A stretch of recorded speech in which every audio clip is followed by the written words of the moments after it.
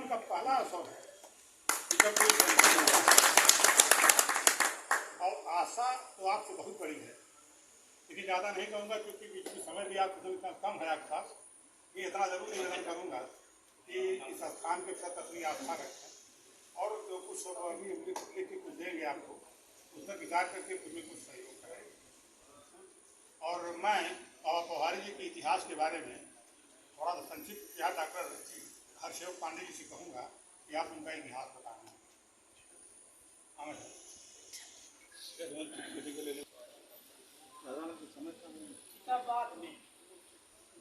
रखे रहेंगे बैठेंगे। इस तपोभूमि में आज पधारे हुए भारत सरकार के केंद्रीय मंत्री आदरणीय श्रीपद नायक जी, आप ही के साथ यहाँ विराजमान लालगंज लोकसभा के संयोजक विनोद जी, प्रभारी आदरणीय घनश्याम पटेल जी, समाज सेवक जयप्रकाश मिश्र जी तथा उपस्थित बंधुओं, आज ये सौभाग्य का विषय है कि बाबा जी के, जैसा कि अभी ठाकुर प्रसाद सिंह जी बहुत भावुक होकर के कह रहे थे कि बाबा जी की तपस्या का इतिहास बड़ा पुराना है, किंतु ऐसे व्यक्तित्व का आगमन आज हुआ है। हम तो ये मानते हैं कि यहाँ वही आता है जिसको बाबा जी बुलाते हैं। उन्होंने आपको बुलाया है, आप में उन्होंने पात्रता देखी है और यहाँ बुला करके उन्होंने आपको आशीर्वाद के लिए चुना है। ये स्थान अत्यंत प्राचीन और इस क्षेत्र के लिए श्रद्धा का केंद्र है। लगभग 300 वर्ष पहले बाबा पोहारी जी बभनपुरा से आकर के यहाँ जहाँ समाधि स्थल है, तपस्या में इतनी उपलब्धियां उनको मिली कि इस क्षेत्र ने उनको आंखों में बैठा लिया। और परिणाम ये है कि इस क्षेत्र की जनता जब भी कोई कार्य प्रारंभ करना चाहती है तो सबसे पहले आपके चौखट को प्रणाम करती है, तब जाकर के अपने कार्य का शुभारंभ करती है। बाबा जी ने यहाँ तपस्या की, तपस्या के बाद उनकी कीर्ति चारों ओर फैली। इनके मन में आया कि यहाँ पर एक सरोवर होना चाहिए। बाबा जी ने एक सरोवर का निर्माण किया। कहते हैं कि जब सरोवर बनकर के खोद करके तैयार हुआ तो यहाँ जल नहीं आ रहा था, तो बाबा को चिंता हुई और उनके मन में आया कि हम माँ सरस्वती, माँ सरजू के किनारे चल करके अगर योरिया की और तपस्या करें तो हो सकता है कि यहाँ जल प्राप्त हो। यहाँ से लगभग 12 किलोमीटर उत्तर सरजू जी के किनारे जाकर के चाणीपुर नामक स्थान पर बाबा जी ने यज्ञ किया और यज्ञ में रात में माँ सरजू जी ने उन्हें आशीर्वचन दिया कि हम कल तुम्हारे सरोवर में जरूर आएंगी। और उसका परिणाम हुआ कि जब दूसरे दिन यहाँ से लोगों ने जाकर के बाबा को बताया कि पूरा का पूरा पोखरा भरा हुआ है और उसी के साथ स्वप्न में माता ने कहा था कि हम आएंगी तो अपना प्रतीक सबको बताएंगी। और जब यहाँ आई तो सरजू जी के जितने प्रतीक थे वो झाऊ था, मछलियाँ थी, कच्छप थे, सेवार था।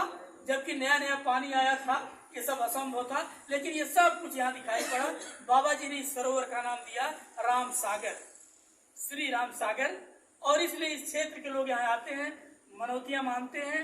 यहाँ राम सागर में गंगा जी का नाम लेकर के स्नान करते हैं, माँ सरजू को प्रणाम करते हैं और उसी के द्वारा अपनी कामनाओं की पूर्ति यहाँ से प्राप्त करते हैं। ऐसी तपस्थली है ये, ऐसी तपस्थली खोजने पर जल्दी कहीं नहीं मिलेगी। उसका कारण एकमात्र है कि भारतवर्ष तीर्थों का देश है और तीर्थ वही जहाँ पर किसी महापुरुष ने तपस्या की है।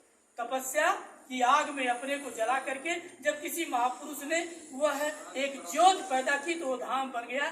तो आज ये पोहारी बाबा का जो आश्रम है वो धाम बन गया। और आज ये बहुत अच्छा मुहूर्त है कि इस धाम में आप जैसे सरल और सात्विक व्यक्ति का आगमन हुआ। अभी हम लोगों ने देखा कि नाम के पहले केंद्रीय मंत्री शब्द वो विशेषण के रूप में जुड़ा हुआ है, लेकिन इतनी सहजता, इतनी सरलता जिसकी कभी अपेक्षा नहीं होती, उसका एकमात्र कारण है व्यक्ति जब स्वयंभू अपने व्यक्तित्व का स्वयं निर्माण करता है तो उसका लक्ष्य ऊपर होता है, वह दुनिया के अन्य साधनों से अपने को काट लेता है।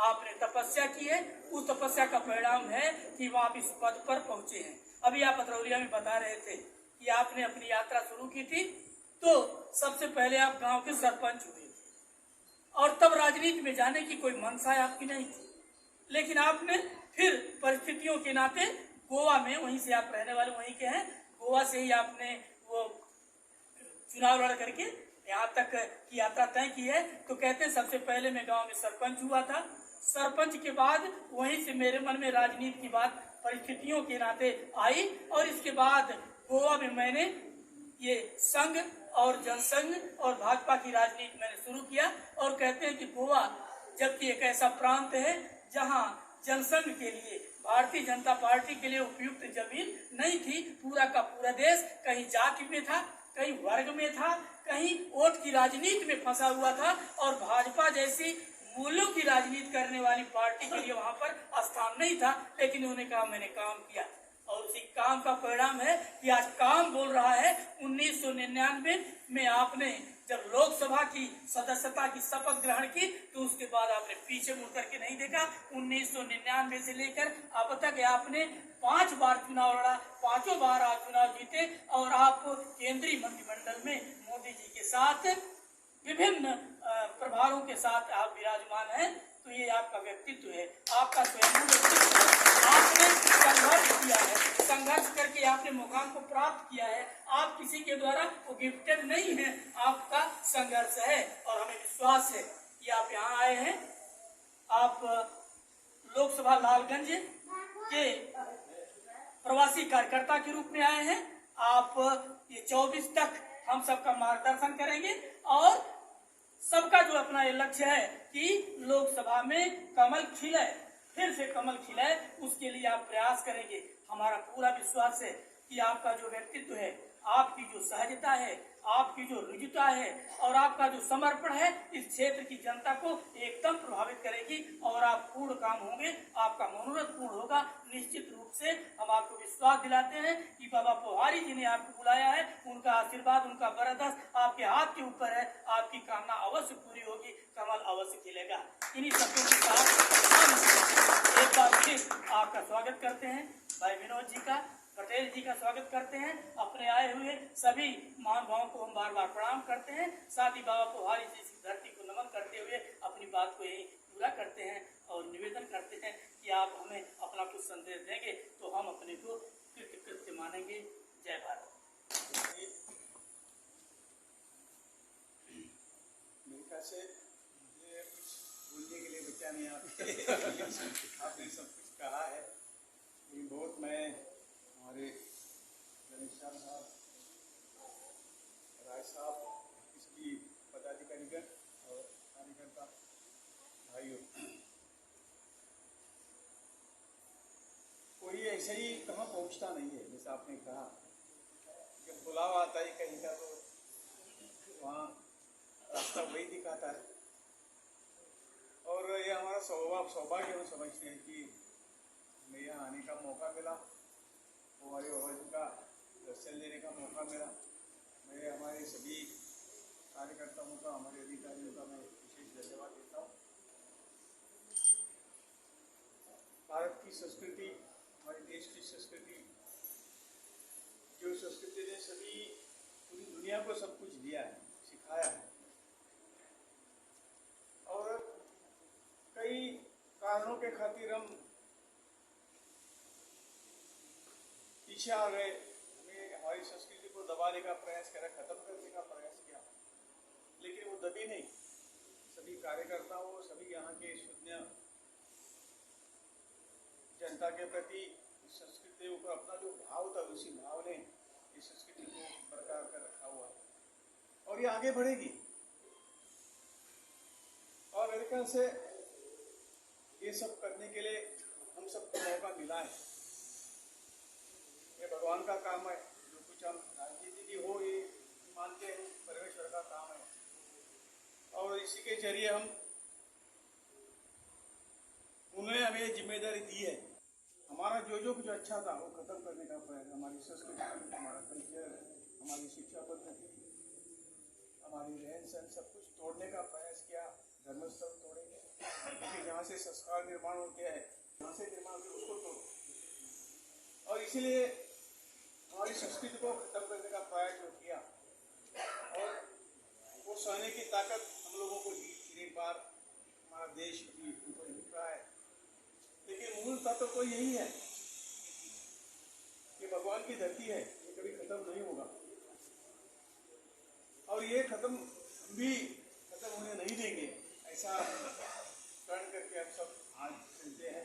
आगे भी यही इसी ओर से जाती है। जो कुछ हमारा था फिर उसको प्रस्तावित करना, और इसी का उदाहरण आपका राम मंदिर आपने देखा हुआ है। 370 हो या जो कुछ हमारे सामने चैलेंजेस थी उसको हम एक करके खत्म कर रहे हैं, और ये इसीलिए खत्म कर पाए कि आप लोगों ने भी जो कुछ मदद आपने की, अपना देश के लिए कुछ समर्पण किया, काम किया, इसीलिए हमको करने में मदद होगी। आगे भी और बहुत कुछ है। इस देश को फिर एक बार वहाँ करना, आगे लेना है, उसी स्थान पर बैठना है। रास्ता शुरू हो गया है, काम शुरू हो गया है, और इसका जो मेन उद्देश्य हमारा है कि किसके कारण हो गया। भगवान भक्ति के कारण, अपने संस्कृति के कारण, संस्कार के कारण ये तो बनता है, लेकिन ये संस्कार समाज में बरकरार रहने के कारण ये